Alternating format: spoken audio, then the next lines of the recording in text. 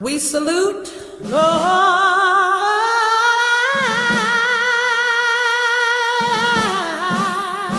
and pay tribute, Lord.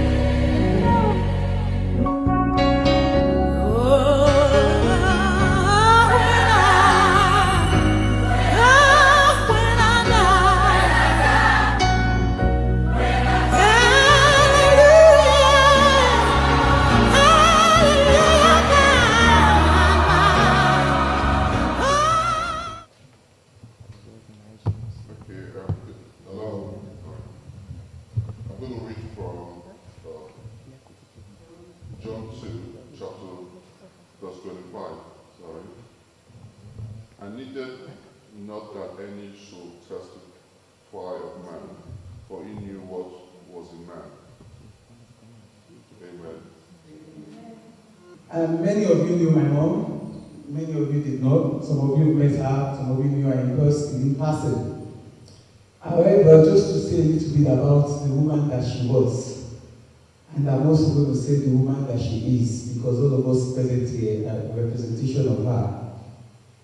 My mom, as popularly known, is called Mama Edo.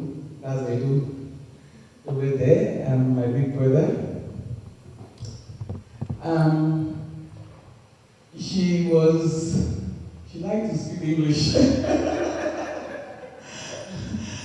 We come from a very big family, a polygamous family.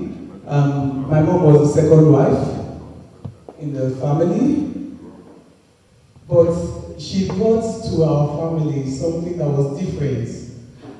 My brothers were here, so I would say she brought a little bit of civilization to a very chaotic environment. And that did not really award her a lot of friends when she was alive, when we were growing up, because people thought that she was aloof, arrogant, snobbish, you know.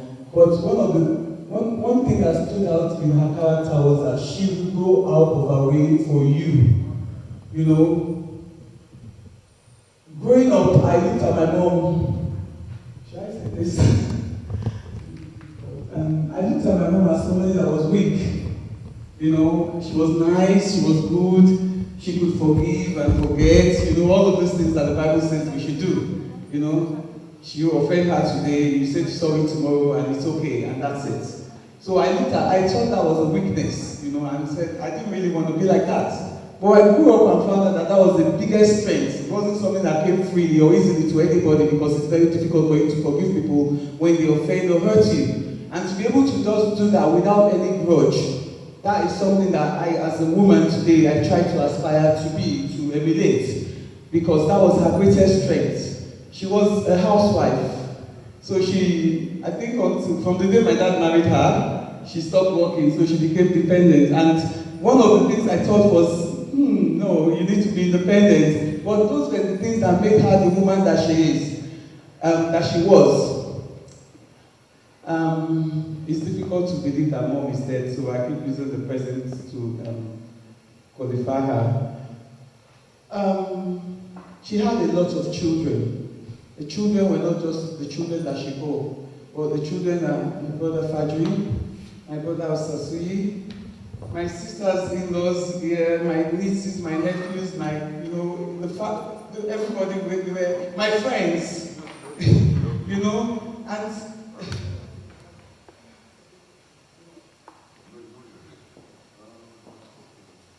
she was a good person. My daughter said it. She was a good person. I can't say, she was quick to was very sharp with her tongue sometimes. And sometimes you say, oh, mom, you shouldn't be talking like that, but she gives as good as she gets.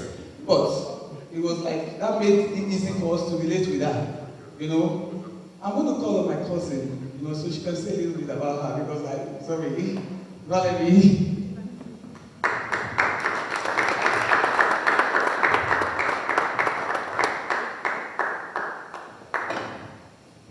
Everyone.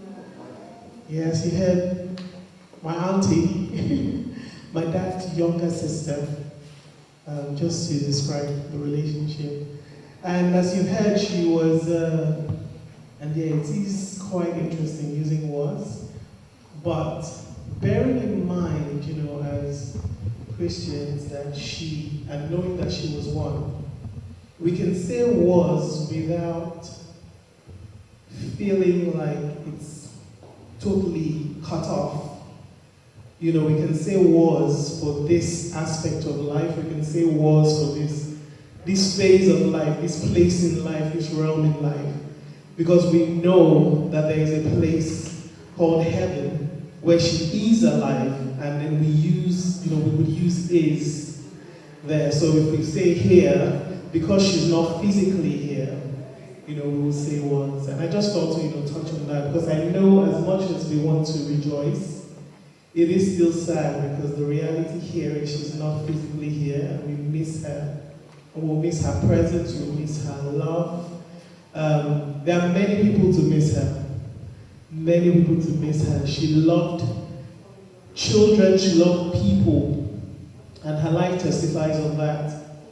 I actually just want to encourage, I feel just to encourage us, because it's not a denial of the truth of her not being here, but just like when we say someone is gone, they died, but you're looking at the body, but you're saying they're gone, or you're looking at the body and say they're gone. Who went? Where did they go? Does that make sense? The point is, physically, what kept them here and what gave their physical body life is what is gone back to where it came from.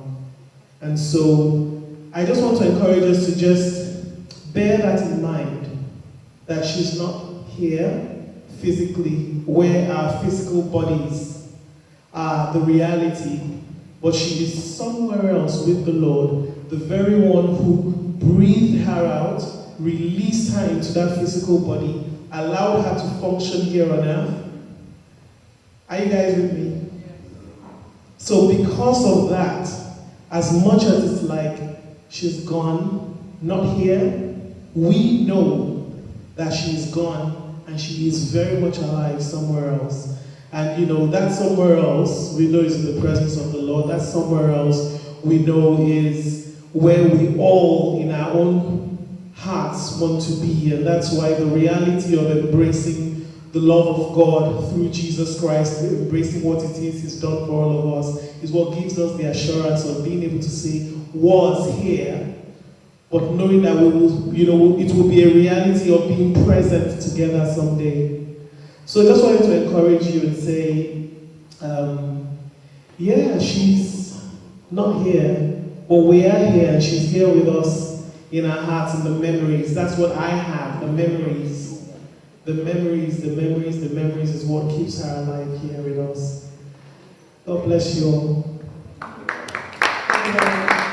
like to ask you to give us a brief testimony of the disease, please.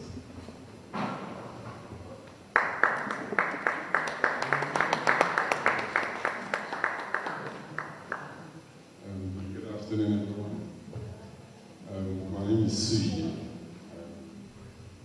I'm here today because of our stepmom who's passed on. I don't know. When it's just like being asked to say something about your mother, I don't really think you can pick any one story to give. So I'm just going to say a few things. First, I'm sure some of you are hearing the stepmom thing and you're wondering what war are these people from. But trust me, it was while we were growing up, it was a model. I'm not sure I should use that word, but it's my own understanding and my own perception of how I saw our family while we were growing up. It was a model polygamous home. Mind you, polygamy is quite common in Africa, so ours was like a model polygamous home. And one of the pillars of that home was our stepmom. I'm sure if you look at our family from our point of view, you'll find out how hard it was for her. Because when you're being asked to love a child that's not actually yours biologically, it's going to be tough. But she did her best while I was young, from my primary school to my secondary school to my uni. She actually played active roles in my admission to school. My mom wasn't there. The pressure was too much, so she left. But she had her reasons. She's also a good mother to me. So just imagine I was 9 and found myself in the care of my stepmom. So today, to the glory of God, I would give her that credit. I think she did her best. You know, it's not going to be easy. People will say, you know, she did her best. That's what you're going to hear a majority of people say. And that's the truth. That's the truth. It wasn't easy. It was a large family, like our older sister Carmen said. So you're going to touch on the wrong nerves 1 or 2 times, or even more. But she did her best, and we can boldly stand here and say, you know, I'm sure she's in heaven. She was a Christian. My father, who also is late, I'm sure is in heaven. Maybe I wouldn't say primarily because of her, primarily because of God, but secondary because of her, because she took it upon herself to make sure my father turned a Christian. She did that. So those are stories you remember and you say, this is how good a stepmother she was. So she's like a second mom to me. She played very, very active roles in my upbringing. I was also very close to my father, and it's just like uni, when you go for gap year or when you go for industrial training. In our house, you have to go 1 year and serve my father. You have to go and learn life skills from him. So while I was doing that, I really got close to him. And he would say certain things about my stepmom to me. Like, this is the kind of wife, you know, any child, anybody who aspires to get married to. This is the kind of mother any child would want. Because she's going to fight tooth and nail to look after you as a mom. She's going to fight tooth and nail to look after you as a husband. So what more can I say? That's all. Thank you.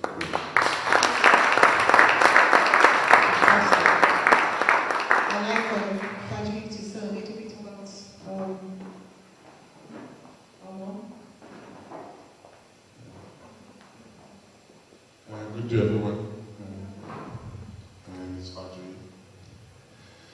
I don't know where to start from.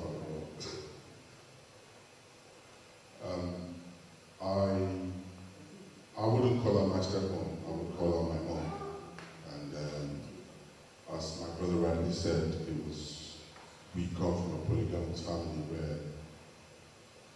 we were subjected to love. It was an obligation to love. It wasn't like you were compelled to love. And I can remember times when I would come to Lagos and I would go straight to her and say, I'm hungry. And she says, what do you want me to do? I'm like, I don't know, I just want food.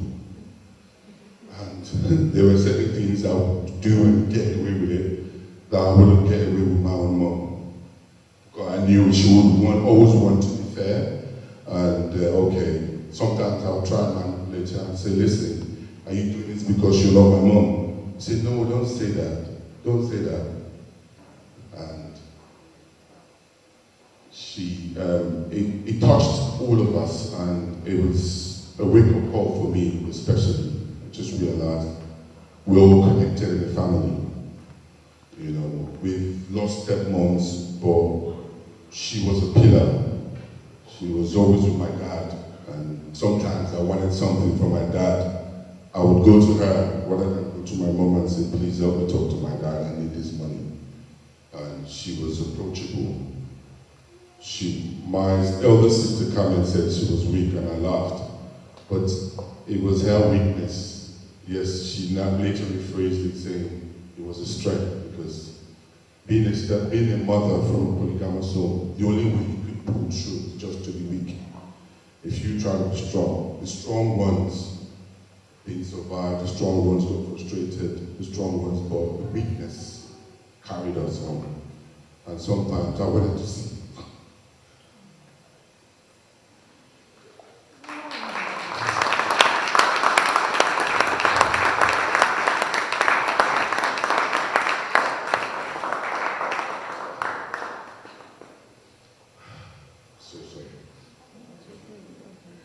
All I wanted to see was weakness. I didn't want to see strength.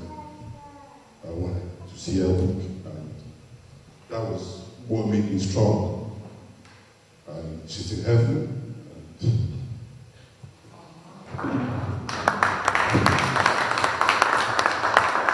you very much. I know Kama used to say she was a forgiving person. She was someone that forgives easily. And so I would like to call on our grandson, Cromwell, to say a little bit about her.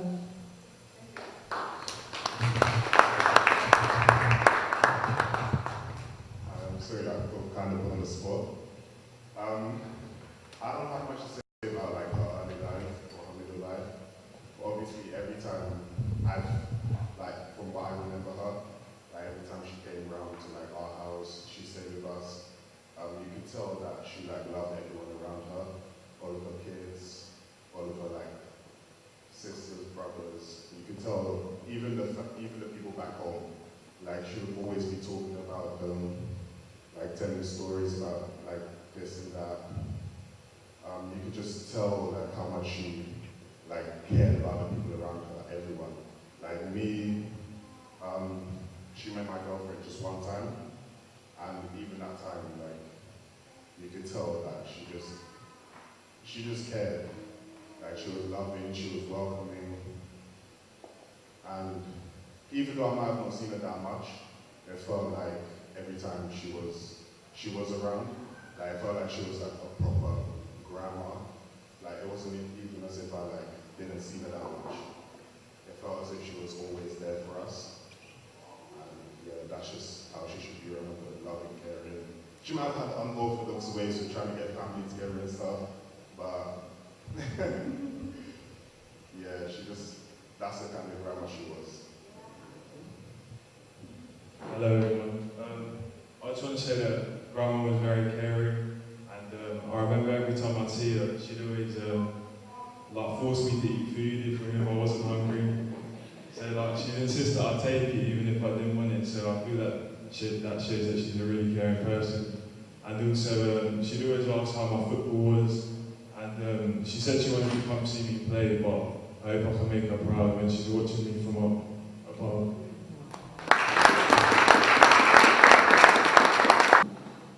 Sean Anthony would like to say something about Grandma, and then Auntie Anita's children. How about Sean Anthony?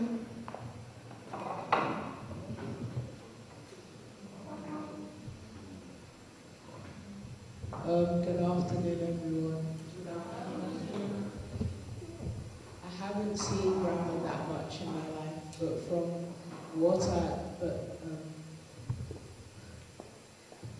from what I know of her, she was very nice and caring, and she looked after Shanalin and I when we were at the house, and she's in heaven right now because she was a Christian.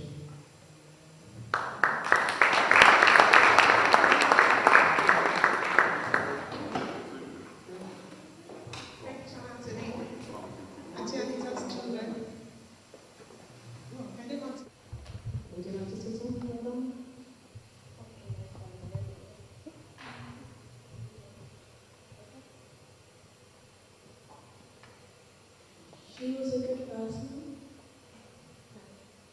What's that?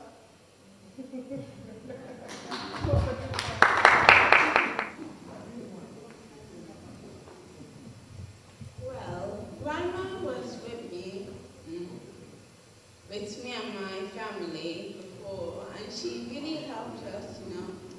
Sometimes she helps us with do family chores and cooking and all those stuff. Well, I'm really sad that she went, but I'm also happy that she's in a good place now.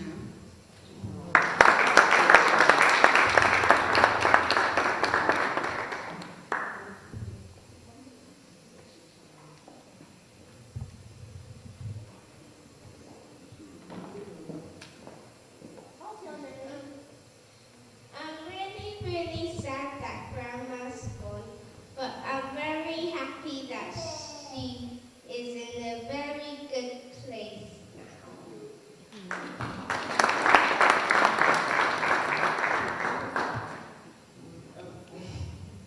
Well, I wasn't prepared for this, and I can still get my head around the fact that my mom is gone, and we'd have to be talking about saying the tribute about her. Well, I'm happy that she spent better parts of last year with me and my children, and she was there for us and there with us. And obviously, we miss her very much. I can't still come to terms with the fact that I wouldn't see her anymore, but I'm also comforted with the fact that she's in heaven. And like I always say, to live in the hearts of those you know is never to die. So she's alive with all of her children and her grandchildren and great grandchildren. So I know she's alive forever. Thank you.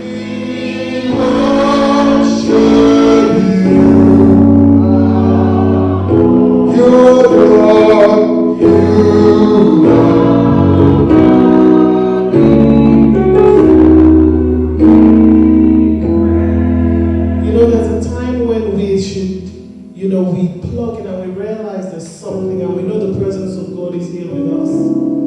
And I just felt it was a moment for us to really just personally acknowledge God for each person, wherever you are, because it's like I said, the reality is hurtful here, but we rejoice on the other side. So can each person, let's be real with God in this moment. Let's just talk to Him. I believe that the Spirit of God will touch anyone here that needs, His comfort, His healing, His reassurance, His peace.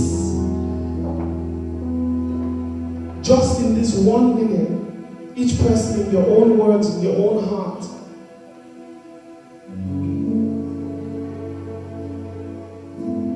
I believe if my auntie, our mother here, was here, I believe that if she could, because I believe she's with the Lord, I know that she would not want us to lose sight of the fact that God is with us even if she's not here. And so let's plug into that. We honor her memory. We give God glory for her life. But we know that life continues here for each and every one of us. And I just want to pray the strength of God over each and every one. I speak the peace of God over each and every family member. I pray that His joy will truly be our strength, that we will know what that is. And I pray that for where we have questions and where we don't know and where it doesn't make sense, that the Spirit of God that knows all things, knows how to answer those questions in the best way possible. I pray that each and every one of us will encounter God in a new way. We will know His love in a new way. We will know His reality in a new way. For everyone present, I just speak the peace of God, the peace of God, the strength of God, the comfort of God, in the name of Jesus. Amen. Yes, Martin. I don't know where to start. Can you hear me? I want to say thank you to everyone for coming here. But most importantly, I'm going to try gradually talk about everybody. So there's everybody here in the place to roll. More than I can actually say. Lee, I want to thank you, Bon, Benny, Adesua, Damien, and also Florence. We're here today because Florence actually made this possible for us to do this. Thank you, Florence.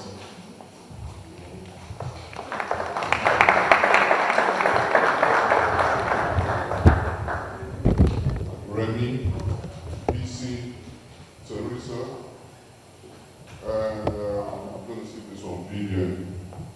Vivian, I want to say thank you very much because when I first heard about my mom's death, you were actually one of the first ones to call me, and we want to say about Vivian, I'm extending this for everybody. The one thing I never ever imagined is my mom dying. But the strangest of all is the support I got from people, things people said. You don't know how far I went. It actually touched me, actually pulled me from places. I mean, the funny thing too is, I even had my own secrets. Where's Raymond? I mean, Raymond, my own younger brother. His mom also died. He actually said things. He was there for me. He's been there in ways that I cannot even imagine that anyone could be there. Thank you, Raymond. Where is it? Anita, Luella, say, even the younger ones back then. Faji also called me once. I was at a broken place. And the thing is, you never imagine the small things you say, how far it goes. Also, my friends in Dunstable, they've been very supportive in ways I can't describe. Nick, Paulina, and some other friends, including Grace. They've reached out in ways I can't imagine. I don't want to talk about this like it's about me. I'm kind of like saying things like talking for every member of the family, because if this also happened to me, it must have happened to all of them. My cousins, the one in America, Valerie's older ones, they've reached out in ways, and the simple things they say, I've been very grateful with all that. Continuing, I'd like to also thank my wife, Miriam, Cromwell's mother, Priscilla. I hope I pronounced this the right way. Burial? Is that good? Burial. Valerie, Toby, Cromwell's girlfriend Rebecca. My mom saw her just before she left for Nigeria. She said a lot of nice things about her. And most importantly, I hope I didn't forget anybody's name, but I want to also say special thanks to certain people. Simi, I've been very grateful for the way she's done things today. I mean, please, I know you're not supposed to do this in this kind of place, but please, everybody.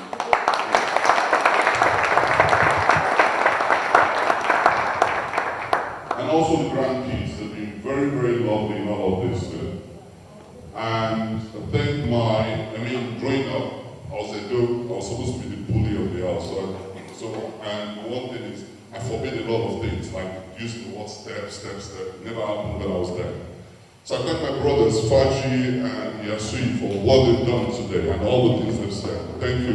Stand up.